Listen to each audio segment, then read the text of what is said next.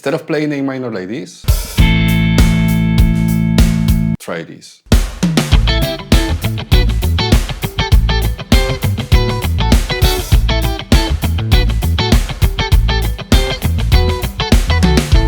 So here's a great way to add movement to your minor chords while making slight adjustments to your left hand.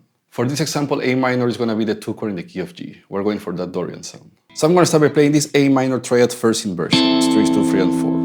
Now I'm going for that Dorian sound, so this is going to be the 2 chord. Then I'm going to bring my pinky up and I'm going to put my first finger on the 6th fret of the B string. Here I have a C major triad. In this case, that's going to be the 4 chord in the key of G. If I put my bass over A, I'm going to have an A minor 7. So again, the formula here is the 4 chord with the bass on the 2 chord minor 7. So with this simple move, I already have the sound of the A minor triad plus the flat 7. Now I'm going to do exactly the same thing but a whole step up. I'm going to go to B minor, strings 2, 3, and 4, that's the 3 chord, and then I'm going to go to D major, the 5 chord. Now I'm going to relate those triads to A because we're playing over A. So I'm going to have B minor over A, I'm going to have the root, I'm going to have the 11, I'm going to have the 13, a really important note, and I'm going to have the 9 here.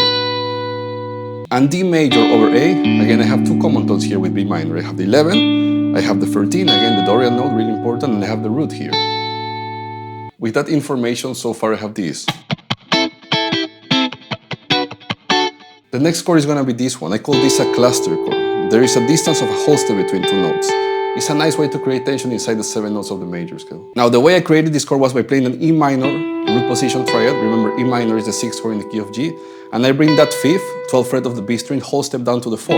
So now I have the root, the flat 3, and a whole step away I have the 4. Now if I relate those notes to A, I'm going to have the 5th, the flat 7, and the root. Now the distance of that whole step is between the flat 7 and the root. And then from here I'm going to go to an inversion of C major again. Remember, that's the 4 chord with the bass on the 2 chord minor 7. So by playing a C major triad, again I have the sound of an A minor 7 chord.